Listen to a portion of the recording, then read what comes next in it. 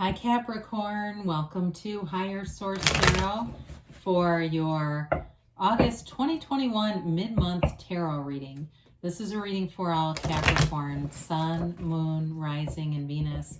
If you're new to the channel, welcome to you. I'm glad you're here. I post new readings every Friday, then again on Monday. And to all of you, thank you so much for your support of the channel. Tarot is just part of my life. It is something I absolutely love. I feel like it's just part of me and who I am. And so it really is fun to share this with you and your energy. Couldn't do it without you. And if you like tarot and you like this channel, I'd invite you to subscribe. Then you'll know when anything new is posted. I do post on Friday and Monday, again, for those of you that are new. So if you don't ever try to force a reading, there's always new things on here. And there's a different style of reading every Monday. It's a different format. So the right reading will find you. It's just a matter of aligning with it, I guess. You manifested this one, so we'll see what it has to say, okay? All right, let's do one more of these. All right, what advice do you have for Capricorn? Sun, Moon, Rising, and Venus. What does Capricorn need to know, please? Messages do you have for Capricorn, please?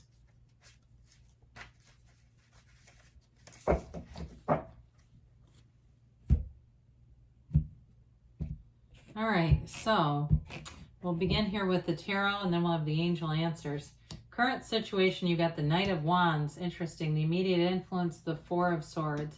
You have the Six of Cups in your destiny, the Two of Wands in the distant past, King of Swords in the more recent past. King of Wands is coming towards you.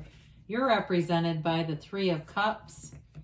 The Hierophant is the person or situation that you're dealing with. You've got the Queen of Swords here in your hopes and fears, the Fool and the outcome. Now, there was something about this. As soon as I got your position, this is called the Querent, by the way, if you've not heard that. So the person asking, I heard, you just don't take things too seriously. It's like you're being easy about stuff. And then as soon as the Fool showed up, so you may be dealing with somebody or a situation where they're being a lot more serious about things than you, especially if it's a relationship. Boy, this is really cool. You have here, now I know the Eight of Swords, everyone loves to see that. Yeah, but you have the Magician and the Emperor with it. Yeah. You go, yeah, that's great. I really want the Eight of Swords in my reading. But you do have here 4 major arcana. And so with the Emperor and the Magician, there's absolutely no restriction. Nothing holds you back here. Nothing would stand in your way. Wild horses couldn't keep you away. The Eight of Swords is a self-imposed prison. It's just too much thinking. And so the advice with this really is about getting out of your head a little bit. If that's going on. Now, if you say, I really haven't, then you're already on the right path. I mean, the Magician is all about creating and bringing heaven to earth. It's bringing thoughts to things. Your thoughts become things. It's interesting, too, with the Emperor, because the Emperor is the architect of the universe. The Emperor gets things done. The Emperor does not take no for an answer. So with this, it's very empowered energy. You almost have to be careful not to bowl people over with those two. So maybe the Eight of Swords gives it just enough pause so that it doesn't overwhelm people. But there's really the red in the Emperor and the red and the Magician are that deep desire. It's that deep desire for success. It's a very driven energy. The white indicates knowledge and wisdom. So for some of you, with the not taking things too seriously, it may be this other person or situation where they have a deep desire for you. It may be somebody who's manifesting you. And so not to weird you out, I mean, I don't see it as like a stalker or anything, but I do feel like there's somebody here has a really deep desire to succeed in things. And so for some of you, that could be work related too, if it's a relationship that comes across as not taking things as seriously. Now, this is definitely with this, the Four of Swords is like taking a break, getting centered again. That Knight of Wands, though, and it feels like it's needed because the Knight of Wands is very it can be in and out, but again, doesn't take things too seriously. The Knight of Wands is life of the party, you know, spontaneous energy. Let's go away for the weekend. Let me call in sick to work. I'm going to go to Cancun. It's that kind of energy where it's not always the best thought out. And so with that, the combination of the Four of Swords helps you to slow that down a little bit so that you don't do things that might create problems for yourself down the road. And so especially if there is somebody here, if it's a newer relationship or somebody who's interested in something more serious with you, again, that will, or if it is a serious relationship that maybe is on a break and the Knight of Wands is in here, it will, the Four of Swords will help you to slow down so that it doesn't become a permanently ended situation. Whether that's through words, because you do have both the King and Queen, and you know how that goes. You're broken up and all of a sudden the texts start to fly. Not good. So for some of you, that may be very deliberate and intentional. And I don't know if somebody's doing like 30-day no contact stuff. There's sort of a mixed review on that. But I do feel like when you remove your energy from the person, because I've had this happen in my life, boy, will they come back like gangbusters. Once you stop thinking about them and being intentional about that no contact, you're doing other stuff. You're not contacting them, but you're focused on something else. Here they'll come. So you do have with the Six of Cups, this certainly could be with the 6 and 3 reconciliation for some of you. So we don't want to rule that out. But with the Six of Cups, it is a happy, lighthearted energy. You keep getting that here. This kind of just being easy about stuff. So if you say, no, that's not me, and I'm really wound up, then that may be the advice, is just to kind of be easy. This is a card of being sentimental, of nostalgia, looking back at your life. So for some of you, that may be a part of what you're doing, is kind of looking back at some of the things that you've been through. But, we don't go looking through the things that bring us upsetting feelings. We want to look back at the things that are uplifting, that keep your vibration high, those fun things that you've manifested, and that just create more positivity in your world, right? Because this is not a negative card. It's definitely a loving card. It's taking care of each other. And you may find too, for some of you, this could be indicative, and I see it throughout the reading, of having a really good friend group too, people that you have just around you that are good people to have. So the Two of Wands is in the distant past. And again, this, for some of you with a reconciliation, may have been taking a look at things, wanting a change. There's a desire here. I mean, he's a visionary, right? There's a desire here to expand. And it's an energy of success, but of wanting more. And so for some of you, that may have contributed to an ending, because we can kind of get a mix with things. We want more of something, and the universe doesn't always take the direction on the details of how, right? How is this going to happen? So sometimes we can manifest what we want. Maybe it's money, but we manifest it along with a breakup or something, right? Or we end up manifesting it along with the loss of a job. A better one comes away, but boy, is it scary when you're waiting for that bigger job. And so with the King of Swords, again, this is like that cutting away something. There may have been a turning point with a conversation here. It is clarity of thought, though. And so even though the King of Swords gets to the chase, cuts to the chase, it can be a little bit harsh, all right? So if it was an ending that needed to happen, it does allow you a new beginning and a new clean slate. It is an energy too, though.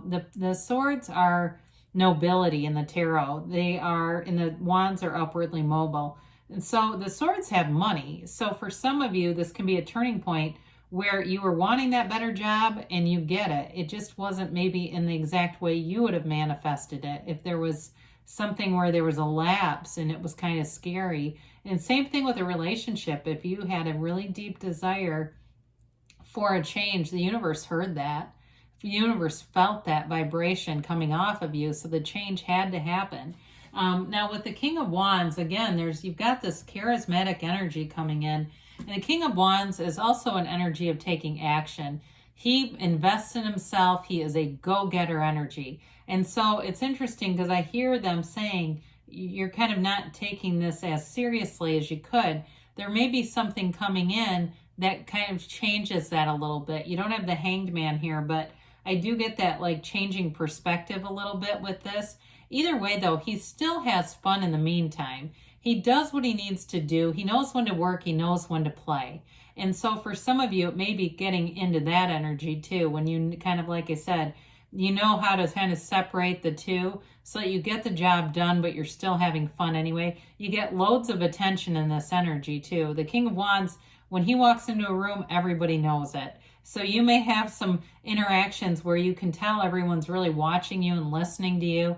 And it could be, you know, for some of you, it may be really fun and uplifting. But with this too, it's definitely an energy of a leader. So with the Three of Cups being here, you're having fun in the meantime. I mean, the joy is in the journey, right?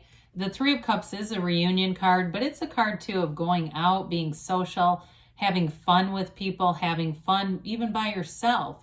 I mean, I don't know about you, but I've done plenty of solo trips. I've done huge groups. I've done couple. I've done family. I mean, I've done the whole thing. But it's like you're having fun wherever you are. You're finding the joy in the journey. You're finding your bliss and being in this place of, you know, feeling good about wherever you are. There's no downside to this. With the Hierophant, I mentioned before, I do feel like you have a partner here who's pretty serious. The good news is the Hierophant makes a great partner. It is a card of a deep spirituality. It's your higher self. And so with this, when you're in alignment with this energy, you're making decisions from the soul level. And so the person that you're attracting has wonderful attention and intentions, It also too is a situation where you're going to learn a lot. So if it's a new job for you or some change at work, you're learning a lot. You may have learned something along the way too with however this went down. But overall, that red again is that desire. And so it's really wanting the highest and best for yourself. Here it comes. So if it was a breakup too, because this is a 5 as well. I guess you don't have any other 5s. I thought you did, whatever. But either way, it can have that strong desire that you wanted, and here comes the change, right? And so it is a marriage card too, by the way. So with this Queen of Wands, she's another one that reminds us not to take things too seriously. It's really that balance of knowing when to be, when to be playing, when to be serious. She uses her intellect, though. It's a very intellectual energy. You have great communication here, by the way. I didn't really say that earlier. But with the King and Queen of Swords, you know how to get the point across. And so with the Queen of Swords, you use your mind, and there's nothing wrong with that. I mean, with the Hierophant too, it's an interesting card because it's a card of spirituality. But with having the Emperor here and the Queen and King of Swords, it reminds us that our sort of like our common sense still comes into play when we're in a spiritual place. We still, recognize the right and wrong things to do, right? We don't just use spirituality as a reason not to work or not to take action or whatever the case may be there. So the Queen of Swords helps you to move things along too, especially if there's a conversation that needs to be had. So, I think part of why I like to see these come out, I always love to see the Fool and the Magician in an encounter anytime we have this, because it's like you take this new leap of faith and you are so empowered in this energy to move forward with things, to make things from your mind become your reality. So the Fool is the beginner's mind. It is a card of new beginnings. So if it's like being very open-minded too, non-judgmental, being very approachable. I mentioned that with that King of Wands. You have people who really will want to connect with you in this energy. Now, in terms of a relationship, it's either a new relationship or, like we said, it's a reconciliation with somebody that is going to feel new. It's like putting the past behind you. You don't have death here, but it reminds me of that a little bit, the way that horse carries your higher self over the wreckage of the past. The Fool knows his experiences, but he doesn't live in pain. It's all about having trust, enthusiasm, and this robust new beginning. So with this, you don't have any fear. You've released all resistance. You're moving forward without hesitation. You're completely open to new experiences, new people, new ideas. So it's a wonderful energy, because who wouldn't want to be in that energy?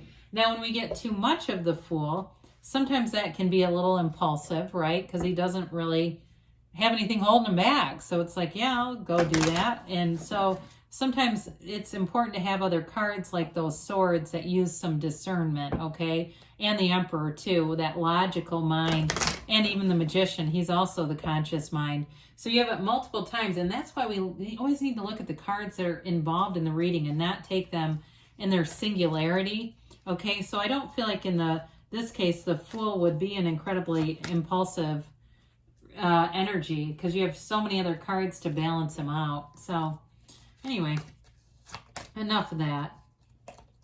Okay, I'm trying to get some of these middle cards. I feel like we get on these tangents where the same cards come out.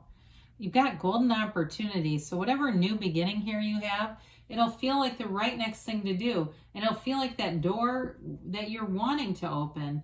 You've got recovery. I haven't seen this in a while. This is oftentimes a spiritual recovery. When we're in that Four of Swords, that allows you to reconnect, to get all that noisy stuff out of your head so that you're that conduit for the universe to work through you.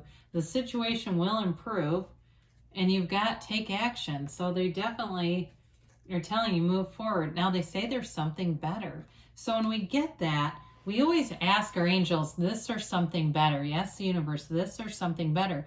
Because sometimes we have the mind that thinks a little smaller than what's really available to you. So good things are here for you, Capricorn. I love you, and I'll be back again soon.